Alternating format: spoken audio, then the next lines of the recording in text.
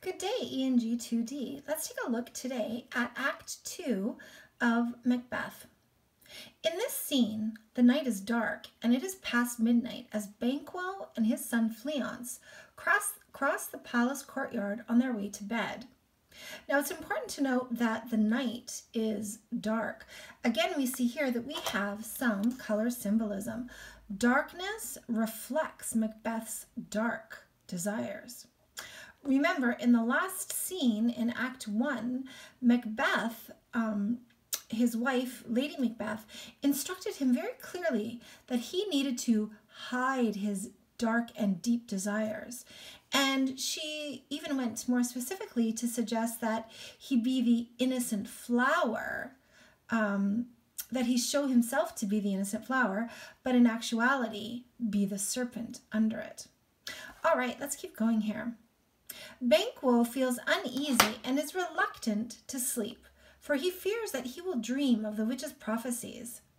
Macbeth enters, and Banquo tells him of the king's pleasure in the hospitality at Inverness. In other words, Macbeth assures Banquo that King Duncan has had a really great time at the banquet, in that he probably drank a lot and had a lot of laughs. The two agree to discuss the prophecies at some later time, although, and this is important, Banquo makes it clear that he will absolutely not discuss or talk about anything that is not loyal and honorable.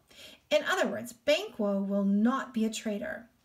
And in this declaration, he is showing some intuition in that he kind of is questioning the reasons why Macbeth wants to talk about the witch's prophecies. When Macbeth is left alone, he yields to his vivid imagination, and he sees a dagger, a sword, in the air leading him towards the sleeping king, and the deep silence of the night terrifies him.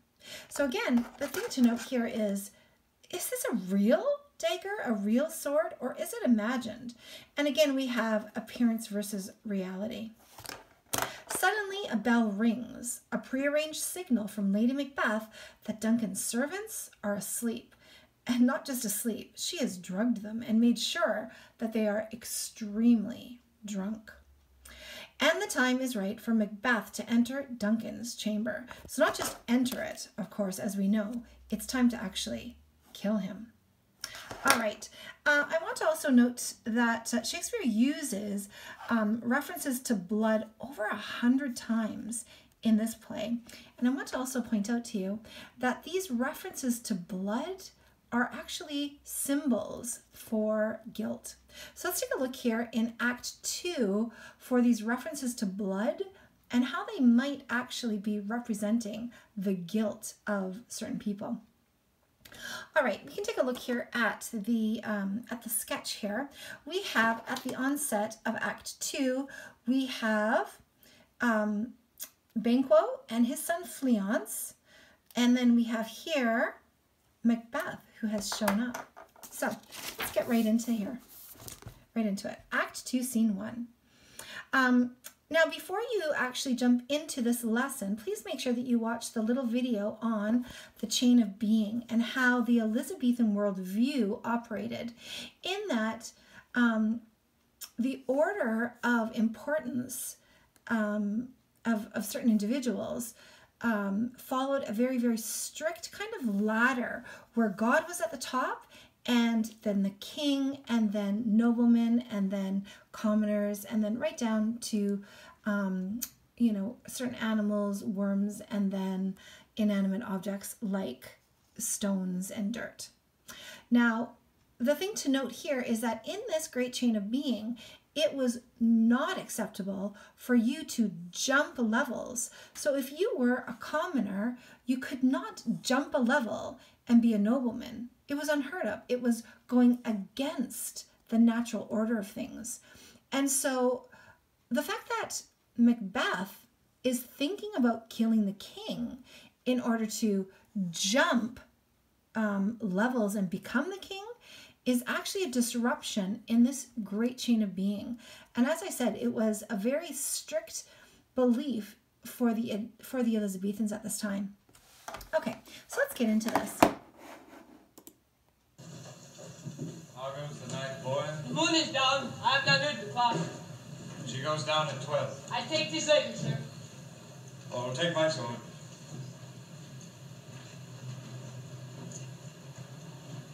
There's husbandry in heaven. Their candles are all out. Take thee that too.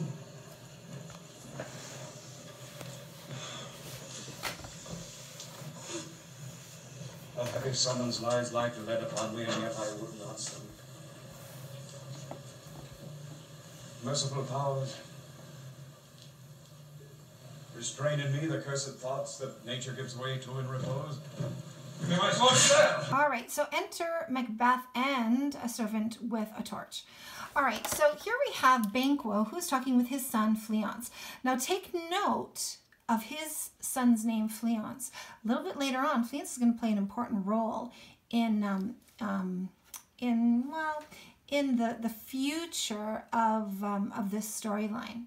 So at the beginning here, we have Banquo who asks, "What time do you think it is?" And Fleance says, "Well, the moon is down. I can't really tell, but I think it's past 12." And Fleance says, "Yes, I agree. I think it's later than midnight for sure." Banquo is admitting he's quite tired. He's sleepy. He's tired. A heavy summons lies like lead upon me. He's really, really tired, but he is restrained to go to sleep. He's restraining to go to sleep because he doesn't want to dream of the witches, which is, of course, opposed or opposite to what Macbeth would want. He would like to dream of the witches, and in fact, a little bit later on, he's going to take it into his own hands and actually go revisit them again. He is actually praying to these merciful powers that he does not actually dream of them. And suddenly, Macbeth shows up. Macbeth says, Banquo says, "Who's there?" Macbeth, of course, says, "A friend," which we know is dramatic irony.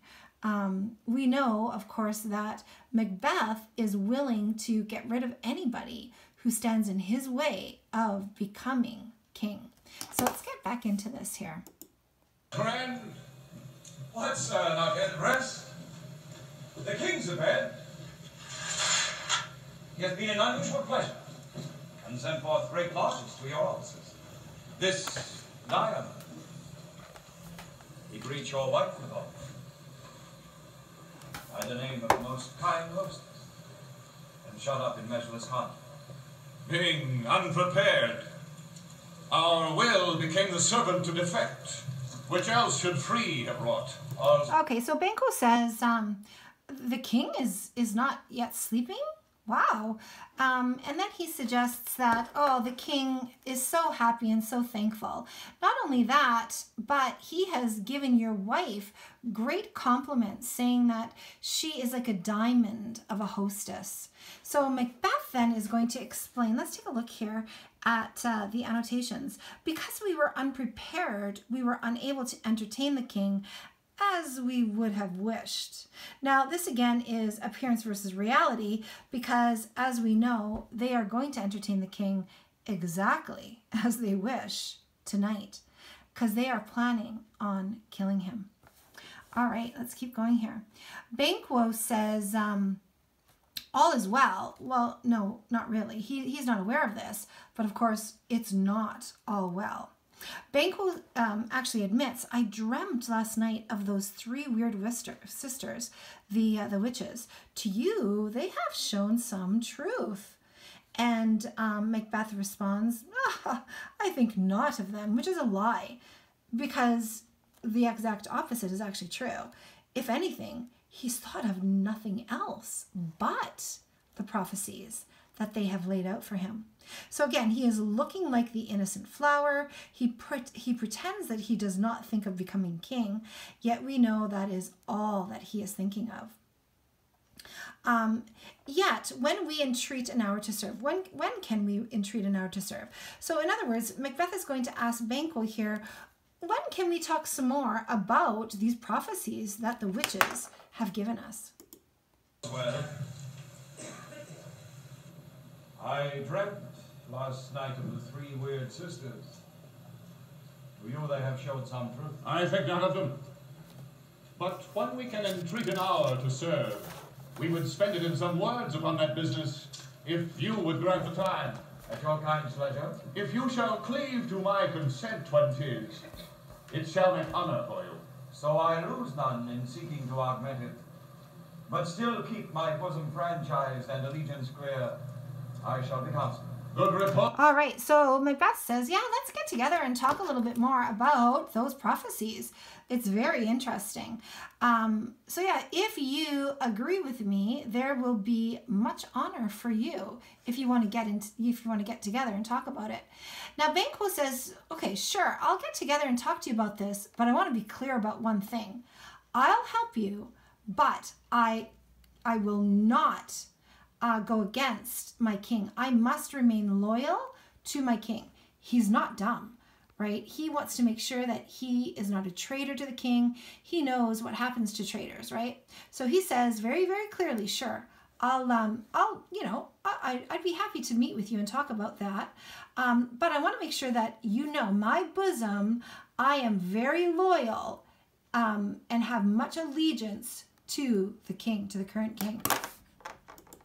Opposed a while. Thanks, sir. Alike to you. So exit Banquo and Fleance. Macbeth is alone. Go bid thy mistress, when my drink is ready, she strike upon the bell. Oh, he's talking to the Get me servant. fed. Now this is a famous dagger soliloquy where he imagines that he sees a sword floating in the air.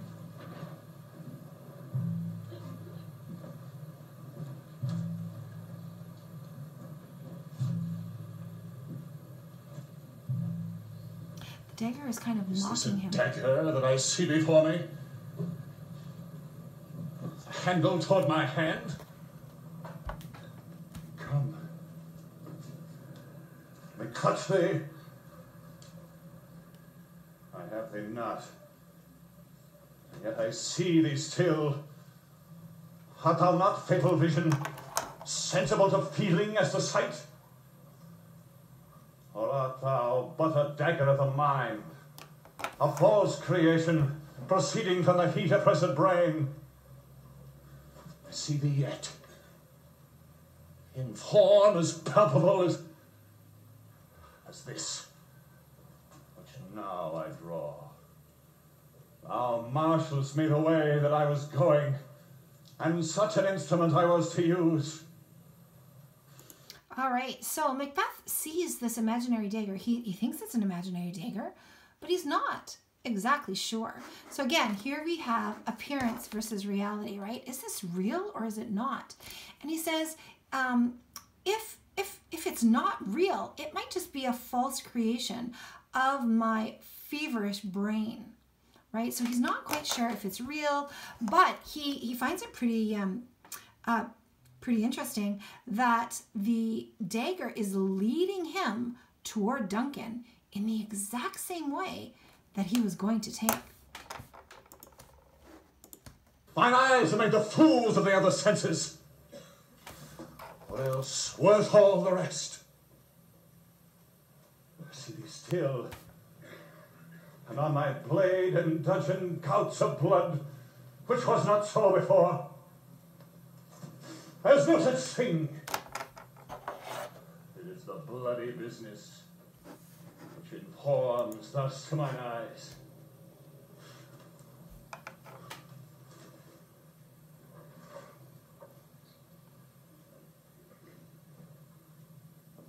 Now on the one-half world, nature seems dead, and wicked dreams abuse the curtain's sleep. Now witchcraft celebrates pale Hecate's offerings, and withered murder, alarmed by his sentinel the wolf whose howls his watch, thus with his stealthy pace, with Tarquin's ravishing strides, towards his design, moves like a ghost. All right, so he's talking now about how the world itself seems out of sorts. Nature seems dead.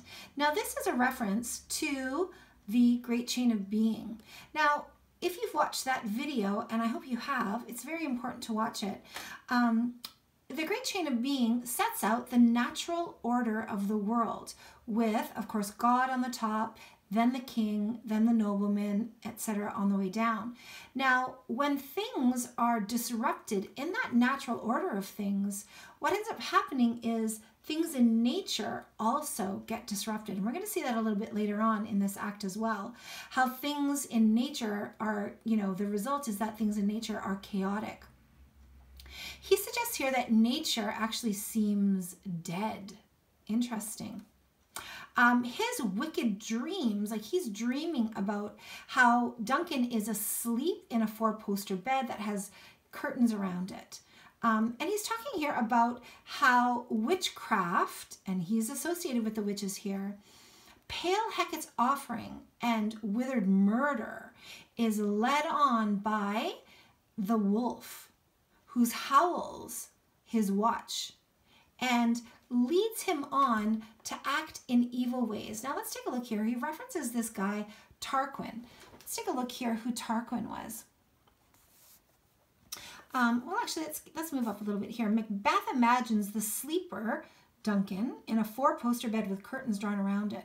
Hecate, again, is the goddess of the witches, sorcerers, and ghosts. She was also the goddess of roads and of the night. She haunted crossroads and graves, accompanied by terrifying hounds and spirits of the dead. All right, so this character here, Tarquin, he is associating himself with this Tarquin character. Now, Tarquin did towards, murder is personified as a ghost-like figure who stealthily moves toward his victim, just like this character Tarquin did towards his victim. Now, Tarquin was the son of the last legendary king of Rome, and he actually raped Lucrece, the virtuous wife of a Roman officer. And this led to the expulsion of the Tarquin dynasty from Rome. Okay, so he's associating himself with this evil Tarquin character. And he's saying he's just like Tarquin that is moving toward his plan, kind of like a ghost. All right, let's keep going. Thou sure and firm saidest, hear not my steps which way they walk, for fear the very stones prated my whereabout, and take the present horror from the time, which now suits with it. Whiles I fret he lives, words to the heat of deeds too cold breath gives. All right, so he's saying, please make my footsteps as I go kill Duncan. Make sure that my footsteps are light so that I am not heard by him. If he is heard, then the plan gets thrown right out, right? And Lady Macbeth is not going to be that happy, that's for sure. Okay, so he says, take the present horror from the time which now suits with it. Whiles I threat, he lives. Words to the heat of the deeds, too cold breath gives. Okay, so while I'm talking, I'm delaying my action. So I better get to this. And then all of a sudden, the bell rings. And this is a pre-agreed symbol that it's time. Lady Macbeth is going to ring a bell, and that is the indication to Macbeth that it's time for him to get to action. So Macbeth is going to say, I go and it's done. The bell invites me. Hear it not, Duncan, for it is a knell, a death knell that summons thee to either heaven or to hell. So he's not really sure whether Duncan is going to go to heaven or hell, although, given how well received King Duncan is by everyone, you would think he would certainly go to heaven.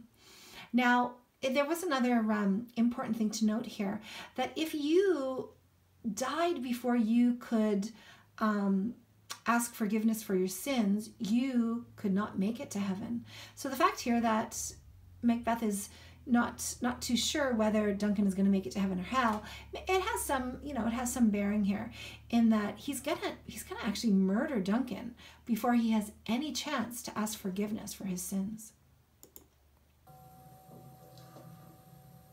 I go, and it is done. The bell invites me. Hear it not, Duncan, for it is a knell that summons thee to heaven or to hell. All right, Act 2, Scene 2. Let's take a look here. As she waits for her husband to murder the king and return to the courtyard, Lady Macbeth shows that she too is actually very tense. She admits that she needed the help of alcohol and that she was unable to stab Duncan herself.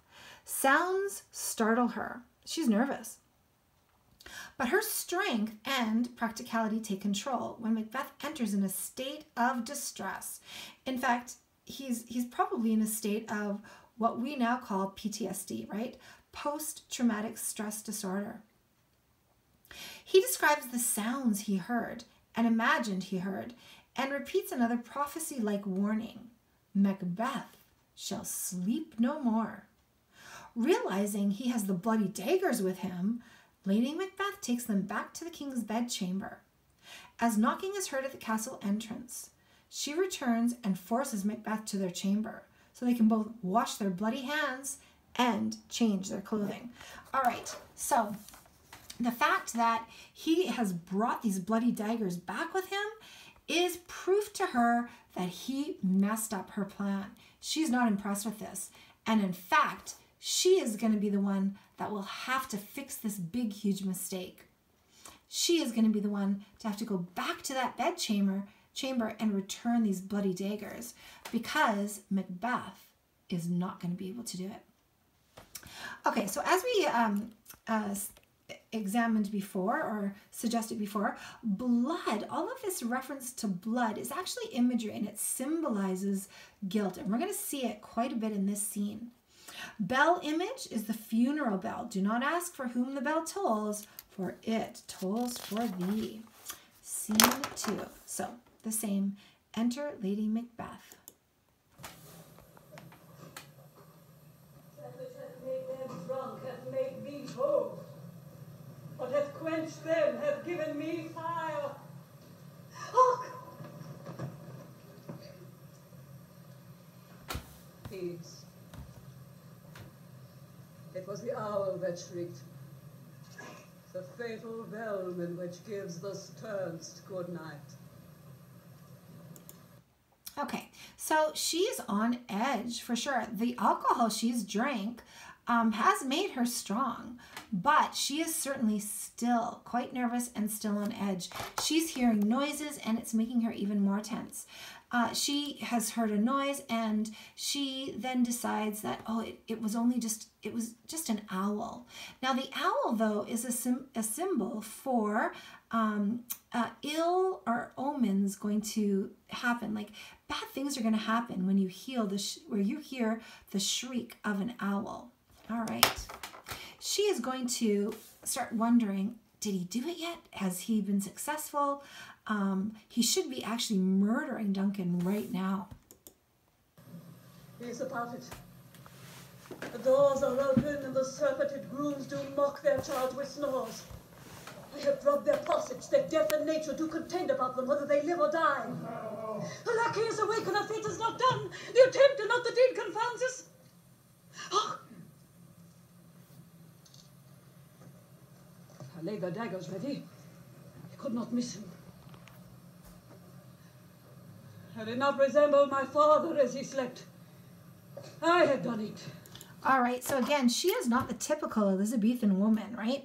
She suggests that when she went to go lay all the daggers out and make sure that those two servants were really, really drunk, she would have been able to actually kill Duncan if Duncan didn't remind her so much of her own father. So she's cold. My husband! I've done the deed. Sits down out of the noise. I heard the owl scream and the crickets cry. Did not you speak? Well, now. as I descended, Aye. Hark who lies in the second chamber. Donalbain! This is a sorry sight. All right, so right on the onset here, he is paranoid. Did you hear? Did you hear anything as I killed him? And she says, well, I did. I thought I heard an owl scream and a cricket. Now, both of these for Elizabethans they herald death. And so you can tell here, Macbeth and Lady Macbeth are actually they're both quite jumpy, right? Macbeth is going to take a look at his hands and realize how bloody they are. Now, again, we suggested that this blood imagery it actually symbolizes his guilt, right? So his hands are so bloody, he is so guilty. Foolish thought to say a sorry sight.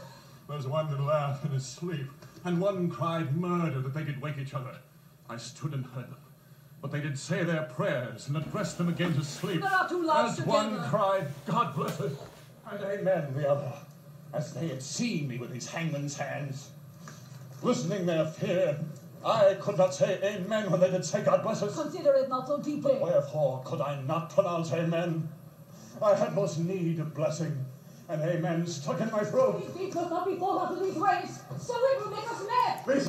All right, so this is important here. So Macbeth has done the deed, and he then has to kill the two servants, the guardsmen. And they woke up, but they were still really, really drunk. They couldn't figure out what was going on. One of them actually said, God bless us, kind of realizes what's going on. Macbeth could not say amen. He could not bless them back. And this is not a surprise, right? He is in cahoots now with the witches, and he's actually committed murder. And he's committed murder of his king, which goes directly against the chain of being, right? So it goes against nature, what the Elizabethans believe is natural, right? So very unnatural that he kills his king. So the fact that he could not bless these two innocent guardsmen has him quite disturbed. Why could I not bless them? Lady Macbeth suggests, don't even think about this. Why would you think of such a thing? It will make us mad. Not angry mad, but crazy mad. Now this is actually foreshadowing, because they are both going to go crazy in their own way. Thought I heard a voice cry, sleep no more. Macbeth, does murder sleep? The innocent sleep?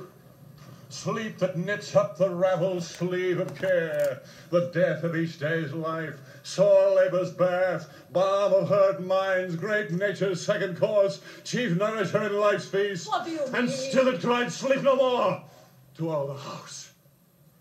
Glams have murdered sleep. Therefore Cawdor shall sleep no more. Macbeth shall sleep no more. All right, so he is freaking out, right? He is, I think, very much in the throes of post-traumatic stress disorder. He realizes that he is not going to be able to sleep very well. His conscience is going to really haunt him, right? And we're going to see that as we proceed through this, through the remaining acts. Who was it that thus cried? Why, you worthy thane, you do unbend your noble strength to think so brain sicklier things. Go get some water and wash this filthy witness from your hand. Why did you bring the daggers with you? They must lie there. Go, carry them and smear the sleeping grooves with blood. I'll call no more. I'm afraid, but think what I've done. Look on him, I dare not. Infernal puppets. All right, so she's not impressed. She worked really hard to lay this plan out, and certainly he did go and kill Duncan, but he ended up bringing the bloody daggers back with him. Now this is a big mistake, right? He's made a big mistake, and it proves to her that she was right. He is too kind. He is weak, right?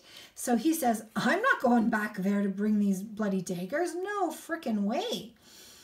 Lady Macbeth says, stop thinking about all of this stuff. Don't let it affect you. All that we need to do is simply wash our hands with water, and all of our guilt will wash away. So she's saying this is easy. From this point on, we'll just wash our hands and all of our guilt will be washed away. However, that's not exactly what's going to happen. Give me the daggers. The sleeping and the death are but his pictures. 'Tis the eye of childhood that fears a painted devil. If he do bleed, I'll gild the faces of the grooms withal, for it must seem their guilt. Okay, so again, she's kind of chastising Macbeth here, saying, oh, I can't believe you're such a fraidy cat to go back and return these daggers. She says, I'll go do it. I mean, there's nothing to be afraid of. It's just like a picture of a devil. It's not the real devil, right? So she says, you're like a little child. You're so scared. She is going to make his mistake right. She's going to take it back into her own hands and make sure that her plan is fulfilled. In the meantime, though, there is knocking at the castle gate. Somebody is arriving to wake up the king. And so this is all happening a lot faster than the Macbeths thought. What is that knocking? How's it me? When every noise appalls me. PTSD, yeah. What hands are here? Oh, they pluck out mine eyes. Will all great Neptune's ocean wash this blood clean from my hand? No. This my hand will rather the multitudinous seas in Conradine, making the green one red. All right, so we suggested before that blood imagery represents his guilt. Check out how guilty he feels right here. He says, oh, my hands, they're so full of guilt. I can't believe it. And so he says that if he attempts to wash his hands, his bloody hands, all of the oceans of the world, he has so much blood on his hands that all of them will actually turn red. His blood, the blood on his hands, will turn all of the oceans red, making the green oceans red. So that is how much guilt he is contending with. Yeah, a lot. My hands are of your color, but I shame to wear a heart so white. I hear a knocking at the south entry. Retire we to our chamber. We can walk what clears us of this deed. How easy is it then? Your constancy, my lord, hath left you unattended. Hark, more knocking. Get on your nightgown, lest occasion call us and show us to be watchers. Be not lost so poorly in your box. To know my deed, thou best not know myself. Wake, Duncan, with thy knocking. I would thou couldst. All right, so she comes back and her hands are just as bloody as his. And she is actually experiencing some PTSD as well. She announces, though, my hands are of your color, but I am not going to be so lily-livered, so chicken, so cowardly.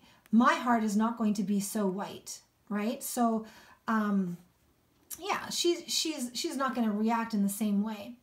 She realizes, though, that she is not very innocent.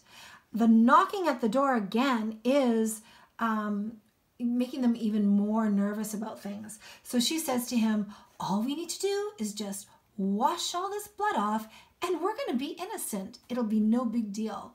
And then she says, your constancy, your ability to remain constant has left you. So let's take a look here at what the annotations suggest. Your courage has deserted you. So again, she's still kind of continuing to emotionally abuse him, suggesting he's not a real man. She says, let's go back and put our night clothes on in case we are called for and it's obvious that we have not been to bed. So then she says, do not lose yourself in your thoughts. Come on, get to it. And Macbeth is going to respond with great regret. He says, I wish that the knocking at that southern gate could actually wake Duncan. I would rather be lost in my thoughts than be conscious of what I've done. He feels immediate regret. Too late to do anything about it now. And Lady Macbeth's suggestion that water is going to make us unguilty is not going to work.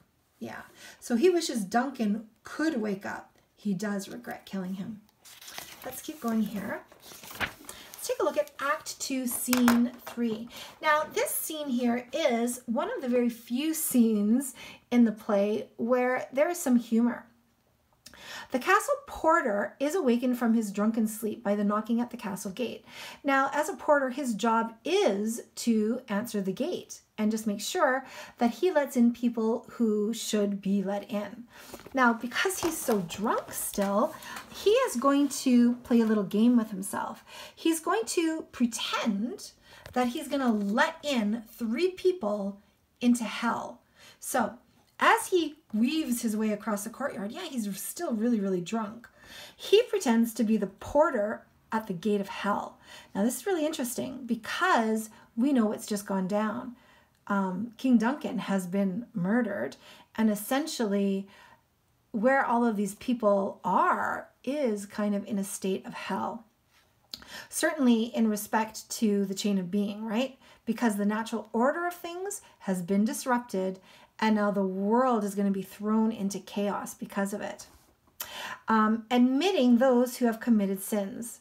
Eventually, he opens the castle gates to Macduff and Lennox. Now, before he does that, though, he is going to imagine that he lets in 3 different people into hell.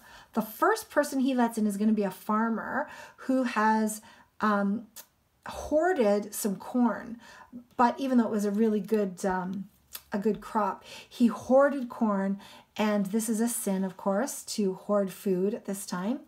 And he's going to let in this farmer who has hoarded corn. The next person he's going to pretend to let into through the gates of hell is somebody called an equivocator. Now, equivocators are people who tell half-truths. So they're not really telling a lie, but they are not telling the truth. So, for example, it's like a student who says, I didn't come to school today because I was sick. But they weren't really sick. It's just that they were sick of going to school. So it's a half-truth, but it's not a full truth.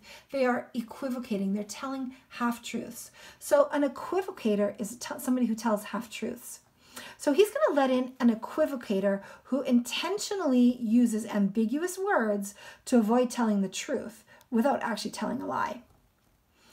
Number 3, he's going to let in a tailor. He's going to pretend to let in a tailor who has stolen material in order to make certain clothes. He's going to then say, oh, I'm done pretending to be the porter of hell. And he says, I'm going to let in these people. He's going to let in Macduff and Lennox. Now, we know these 2 are noblemen. They have been asked by Duncan to awake him early. Now, this is not information that Macbeth is privy to, so he didn't realize that this had been prearranged. Macbeth enters, coming to investigate who has been knocking. After greeting him, Macduff goes to the king's bedchamber while Lennox describes the unnatural disturbances of the night. Now, this does not surprise us because we know what has happened here. The natural order of things, that great chain of being, has been disrupted. As a result, right here, the chain of being has been disturbed. Therefore, all the world is going to be in chaos. Something unnatural has occurred. And we know exactly what that is. Somebody lower than a king, Macbeth, has murdered somebody higher than him. So the natural order has been disrupted. Macduff returns, announcing hysterically that Duncan has been murdered, and awakens everyone by ordering the alarm bell to be rung. Macbeth and Lennox go to view the murder for themselves, and when they return, Macbeth reveals, stupidly, that he has killed Duncan's blood-covered grooms, their guards, or servants, claiming he acted in a loyal rage. Now, this again is really foolish of him. It doesn't even make sense, right? Because number 1, he acts like he didn't know the king was murdered. And then a little bit later on, he admits, oh yeah, I realized they murdered the king, so then I murdered them. Now, on hearing this stupidity, Lady Macbeth creates a distraction because she's like, what the heck are you doing, husband? You're what a foolish statement. So in order to get all of the focus off of her stupid husband in that moment, she feints to create a distraction from Macbeth's stupidity here. Does it work? It actually does work because, of course, when a lady fainted, chivalry dictated that the men in that moment attend to her. So it does work. It kind of gets the focus off of him for a moment, but it still does not make sense. It's going to make people think later on that his behavior here was quite suspicious.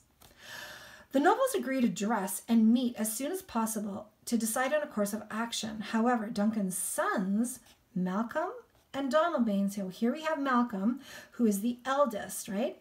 Malcolm has been named the successor, and Donalbain is the younger brother. They sense danger, and they plan to slip away quietly, like leave the country. Now, this is actually a pretty wise move on their part. They show here that they do not have the same fatal flaw as their father. King Duncan was a really good king, but he was too trusting. Malcolm and Donalbain here are not going to be too trusting. They will not have that same fatal flaw. They're going to get out of there. They're hightailing it the heck out of there. So Malcolm here is going to suggest, I'm going to England. I'm out of here. And Donalbain says, okay, I'll go to Ireland. We'll be safer if we are separated. All right, so let's keep going here.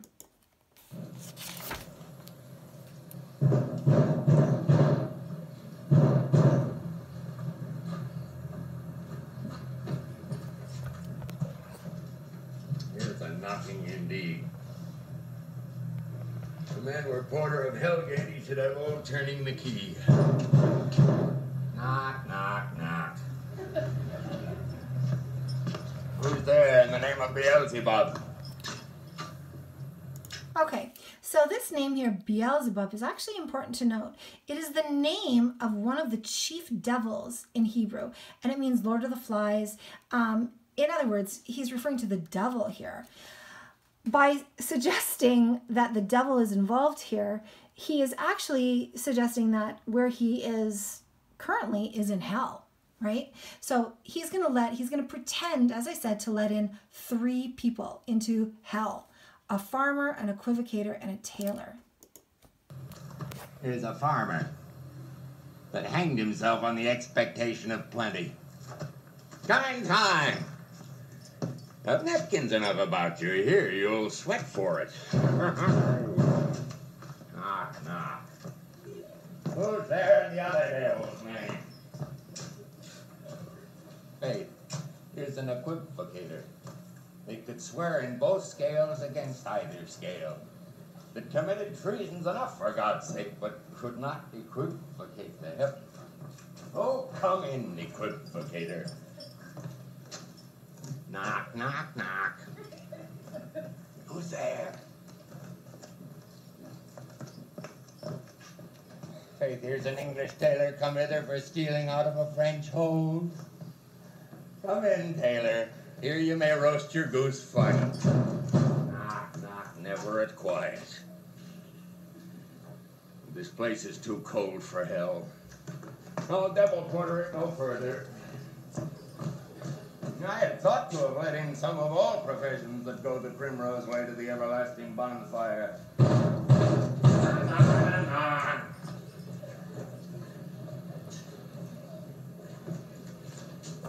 I pray you remember the porter.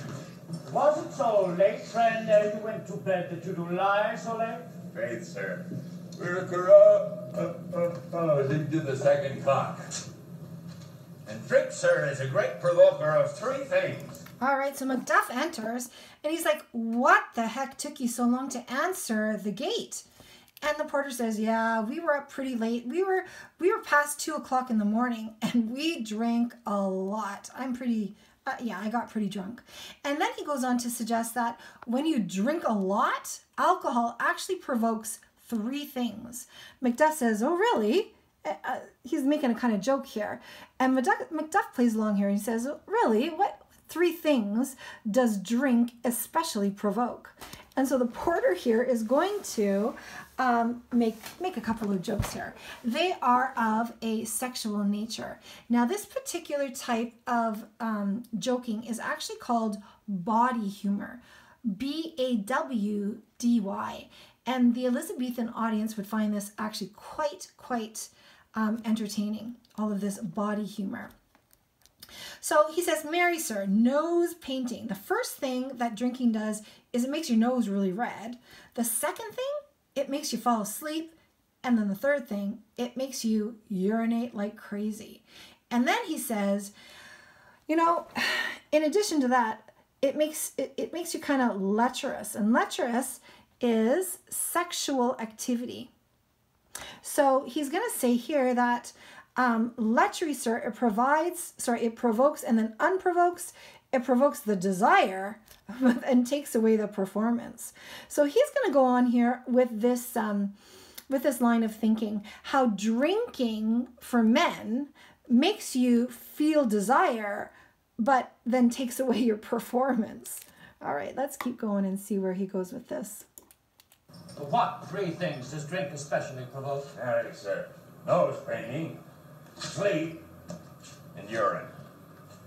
Lechery, sir, it provokes, and it unprovokes.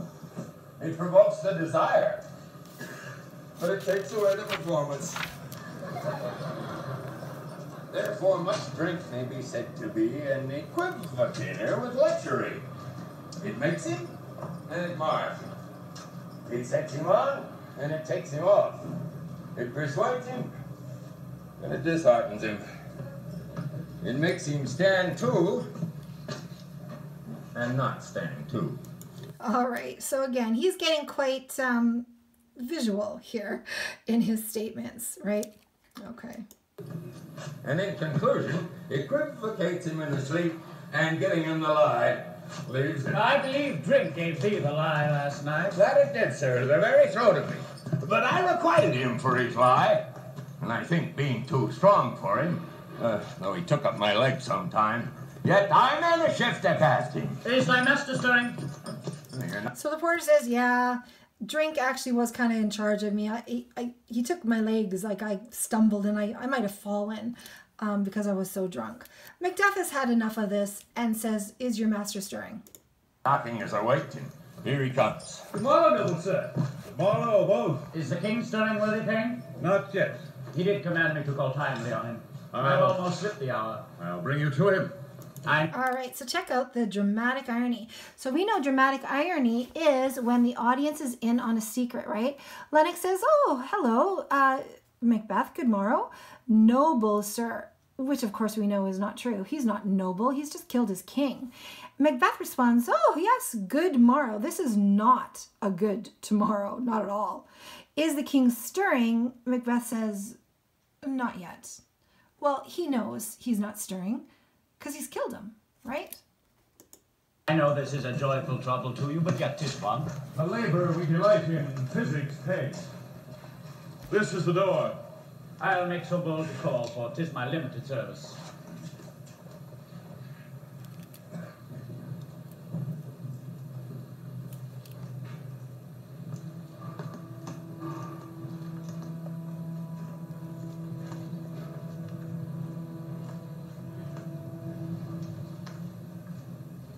Does the king head today? He does. He did appoint so. All right, so check out Macbeth's response. So Lennox says, "Is the king leaving tonight?" And Macbeth says, "Yes, he is leaving." Well, he did plan on leaving. So he's kind of giving stuff away here. Lennox doesn't clue into it. But again, this shows a little bit of remorse here, right? Lennox is going to go on to explain, wow, you know, on our way over here, the night had been in chaos, unruly. So again, this would not be surprising to the Elizabethan audience. They would expect nature to have been chaotic in that natural order of things, the great chain of being, had been disrupted. So it disrupts the natural order of things. And so yes, things are going to be crazy in nature. And Lennox is going to go on to explain some of the crazy, outrageous things that they experienced. Our chimneys were blown down, number one. Lamenting, strange prophecies were heard in the air, like screaming.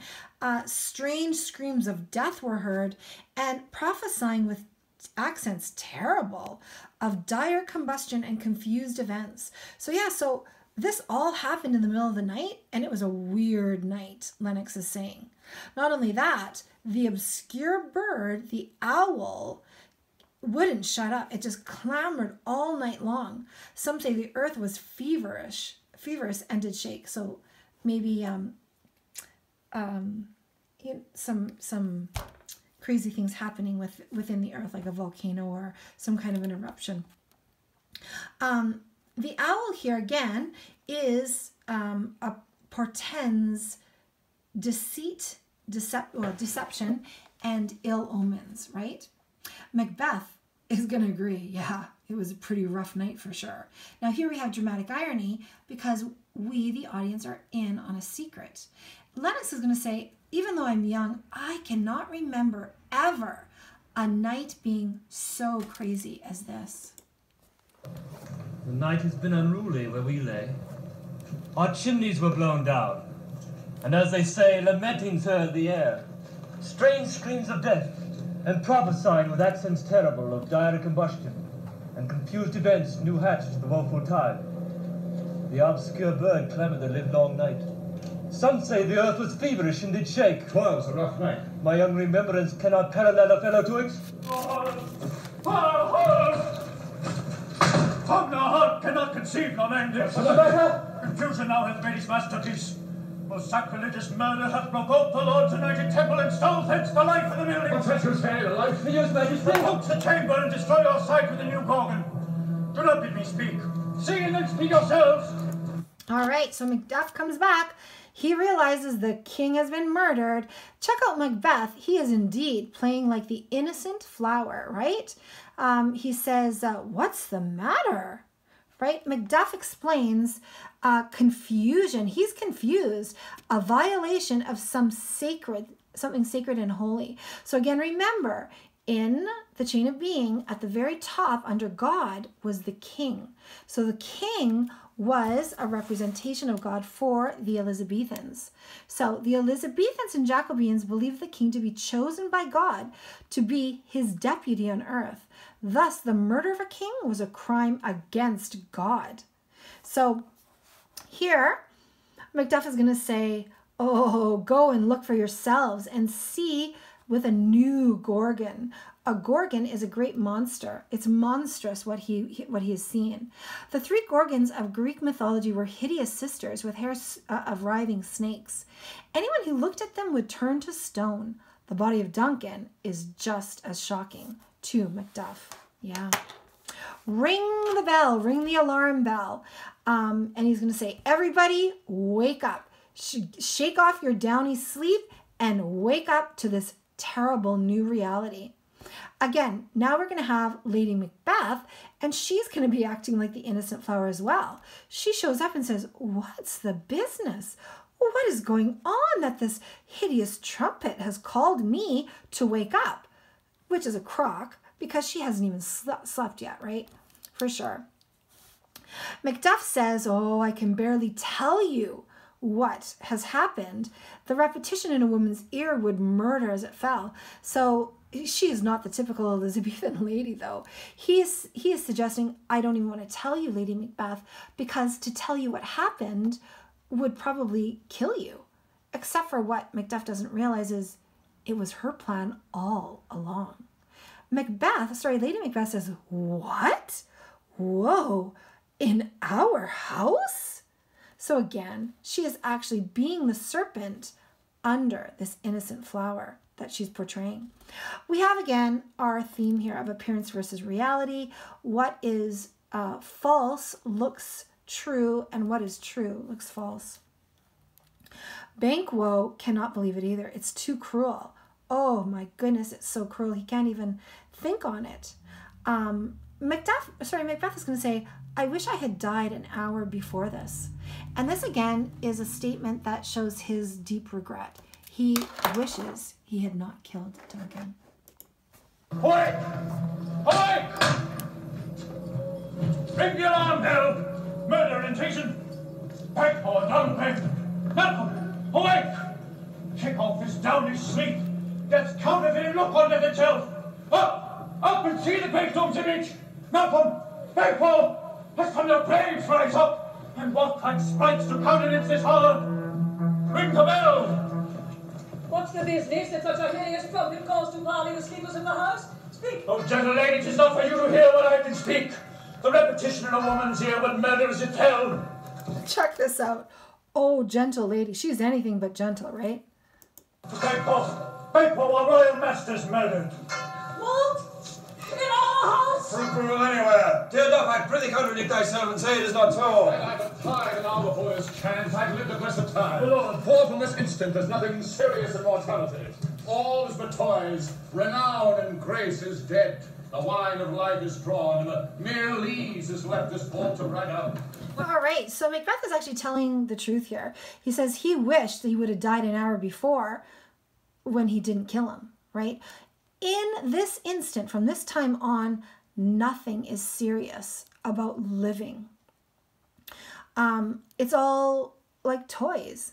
So he's probably in some deep PTSD. He's not even going to register the seriousness of death from this moment on. So there's nothing important left in life for him. Interesting. Renowned and grace is dead. Renown and grace is dead. Talking about Duncan here. And he's going to compare Duncan to a wine cellar.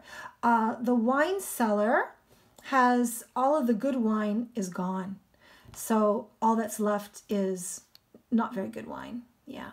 Donalbain, who is his youngest son, King Duncan's youngest son, is in real true shock here. What's going on? What's happened to my father? Macbeth says, yeah, something's wrong here. It's you. You don't even know what's going on here. The head of your family line has been murdered. Macduff is going to reiterate that. Yeah, your royal father has been murdered. Who has done it? Malcolm says, the eldest. Those of his chamber, it seems, appearance versus reality. Their hands and faces were all full of blood, and so were their daggers that were unwiped, and we found them upon their pillows. They stared and were distracted. No man's life was to be trusted with them. And then check out Macbeth. Oh, he says the stupidest thing. He says, oh, yet I do repent me of my fury that I did kill them. He admits here that he killed the servants. Now this is a huge discrepancy. Lady Macbeth is going to realize, is going to look at him like, what the heck are you doing? You stupid idiot. Why would you say such a thing? Why would you admit such a thing? The lunacy of it. Macduff says, what? Like, why did you do that? Macbeth is going to try and cover up his blunder by saying, oh, well, I went there and I was so overcome by loyalty and my love for Duncan that I immediately acted in loyalty and killed them, which is crock. Lady Macbeth realizes she has to, create a distraction. She is going to pretend to faint. And does this work? It does work. It manages to take the attention off of Macbeth's stupid blunder, and all the men are going to put their attention on her. In the meantime, though, Malcolm, the eldest son of Duncan, is going to talk to his brother and say, something smells wrong here. We better get our butts out of this country quick, because we might be blamed for this murder because we're next in line, right? So they agree that they're going to hightail it out of the country. What is amiss? You do not know it. The spring, the head, the fountain of your blood is stopped. The very source of it is stopped. Your royal father's murdered. By whom? Those of his chambers that seemed to die. Their hands and faces were all bashed with blood. So were their daggers, which had rightly found upon their pillows. They stared and were distracted. No man's life was to be trusted. Yes, but you repent me by fury that I did kill them. Wherefore did you so? Who could be wise, amazed, tempered and furious, loyal and neutral in a moment? No man. The expedition of my violent love outran the pauser reason. Here lay Duncan, his silver skin laced in his golden blood, and his gash stabs looked like a breach in nature for ruin's wasteful entrance. There the murderers, steeped in the colours of their trade, their daggers unmannerly breached with gore, who could refrain that had a heart to love, and in that heart courage makes love known?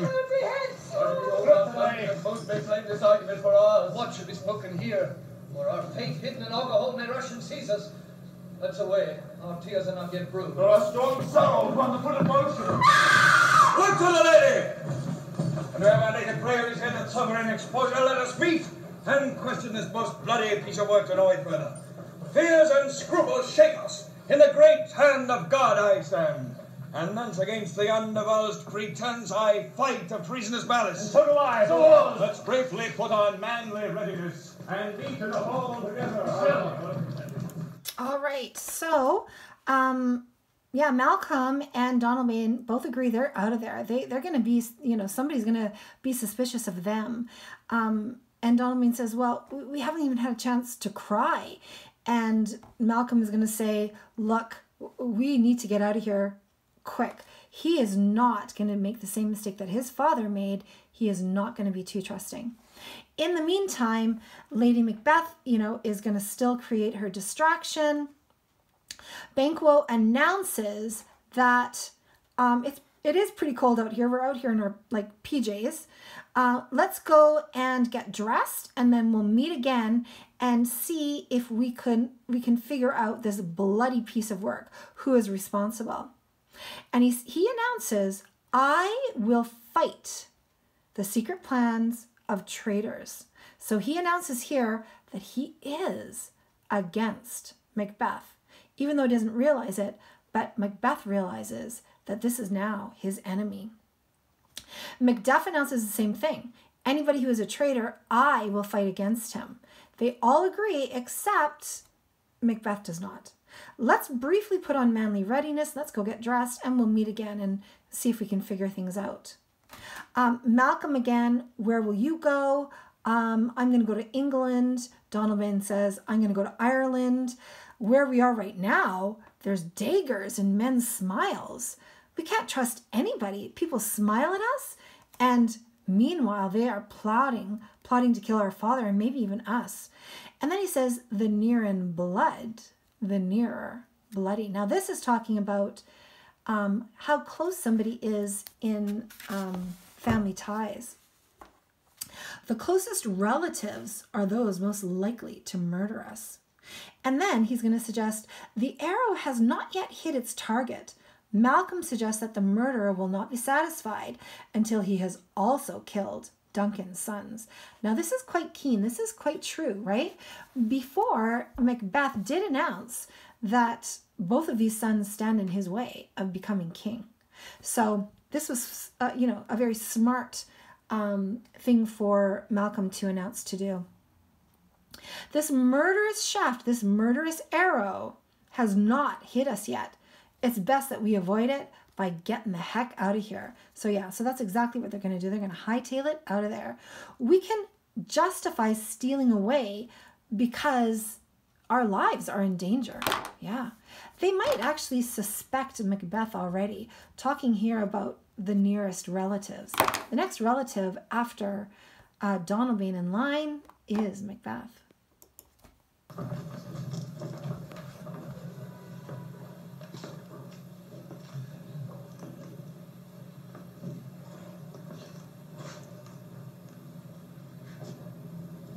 What will you do?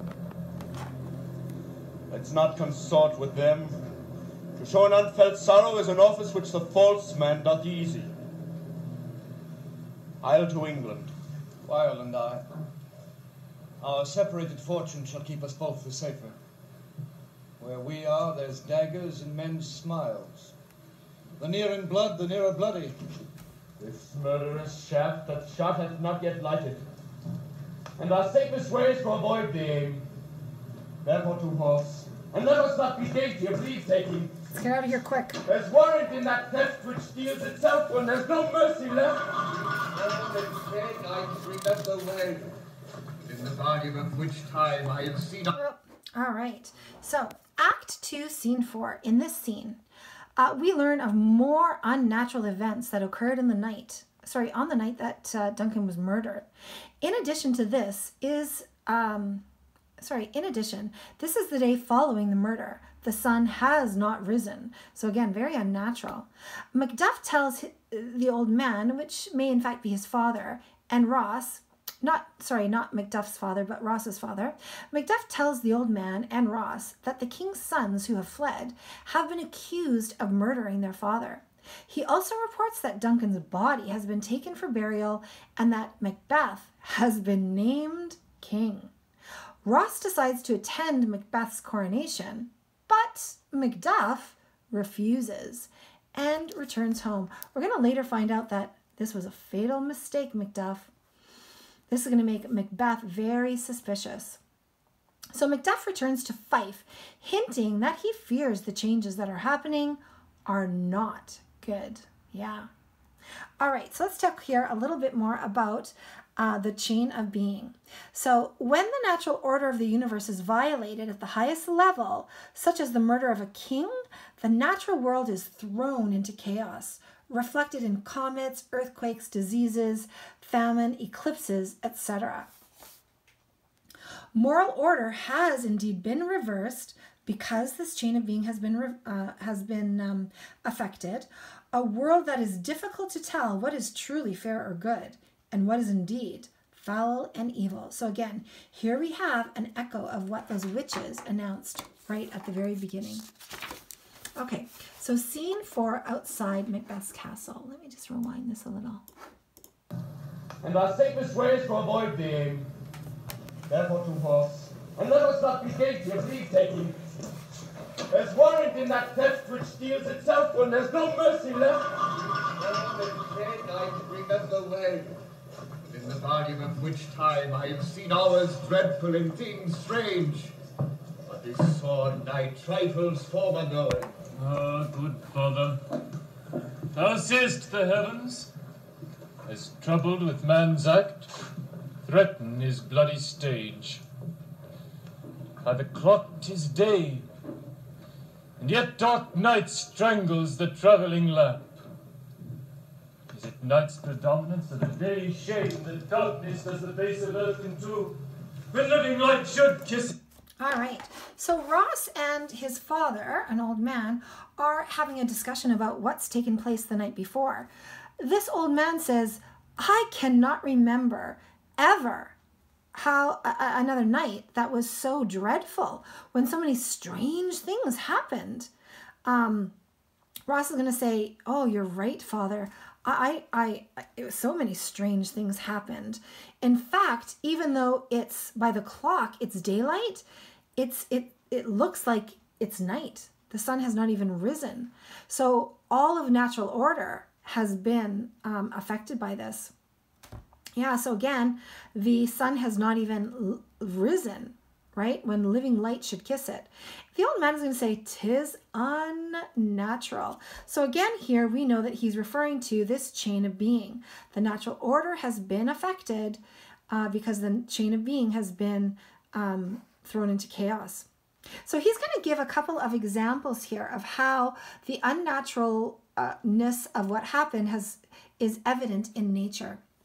So he says, look, on last Tuesday, a falcon towering in her pride of place was by a mousing owl hawked at and killed. Now this is important to note because this mousing owl is of lower dominion on the chain of being than the falcon.